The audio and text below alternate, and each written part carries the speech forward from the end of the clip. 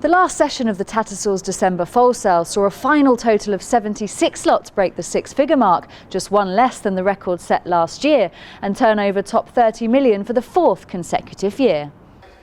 It was a particularly good day for Duke Stud, who were responsible for two of the top 5 lots on the final day, including the joint session topper lot 1115, a colt out of Sunriser Star, who was knocked down to Richard Knight for 110,000 guineas. The offering from the illustrious family of Group 1 winners Fly to the Stars and Fallen for You was bred by Lady Bamford and has been bought for a British-based client with a view to resale next year. Duke Stud also achieved a notable price for lot 1117, an Ifraj filly who is a half-sister to listed winner Flanders Flame. The filly, who is the property of a partnership between Duke Stud's Charlie Wyatt and Simon Sweeting, sold to MAB Agency for 95,000 guineas. First, I think she's a very nice looking filly, and secondly, I know very well the brother, who is trained by a very small trainer from Portugal, and the horse has been winning some good races in Spain, and he looks to have some abilities to be a stakes horse in some more well-known countries. And of course the page is pretty good. I'm always surprised here so many people buy foals with the price we hardly pay as a yearling, but that's the way, and I wish one day I could be a seller. Laundry Cottage Stud were another consignment to benefit from the popularity of showcasing this week, when selling a filly by the sire of Quiet Reflection for 87,000 guineas. The offering out of two-time winner Pinch of Posh is a granddaughter of Group 1 winner Pipalong and sold to Rathaska Stud and Howson and Holdsworth Bloodstock. The first six-figure lot of the day was lot 1093, a Kodiak filly who was secured by pinhooker Paul McCartan of CBS Bloodstock for 100,000 guineas, seeing off underbidders David Redvers and the O'Callahans for the Jamie Relton consigned lot he described as typical of the sire. He's an amazing stallion. He really stamps his stock. You very, very seldom see a chestnut, and I certainly have never seen one. They're all very similar. They all go forward, and the results on the track are very consistent, and for a breeder you know exactly what you're going to get.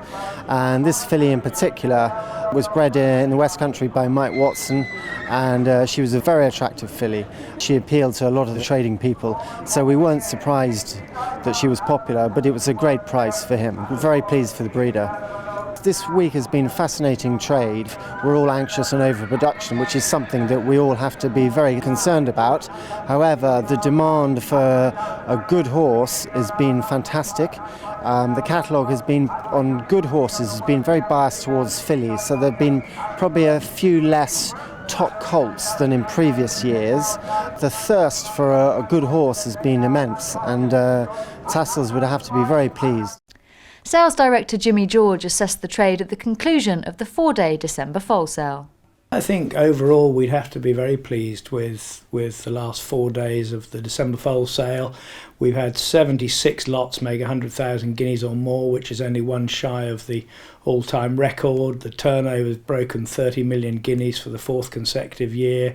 Median's up a fraction on last year. And I think crucially the clearance rate for the sale has been appreciably higher than last year.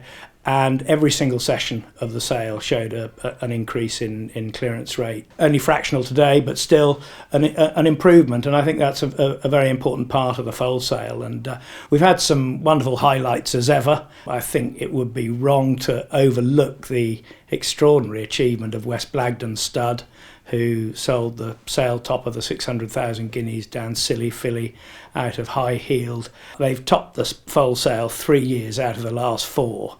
And every time with a filly out of High Heeled. And the one time they didn't top the sale in the last 4 years, they sold the second highest price.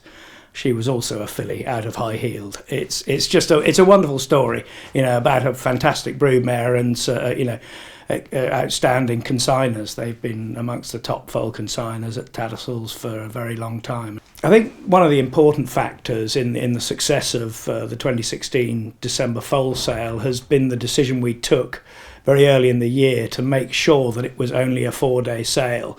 That's the traditional format. Last year it was a 5-day sale, and we very much felt that it did not have a positive impact on the sale. The decision to just make sure it was 4 days only, I think, has been very beneficial to the overall success and strength of the sale.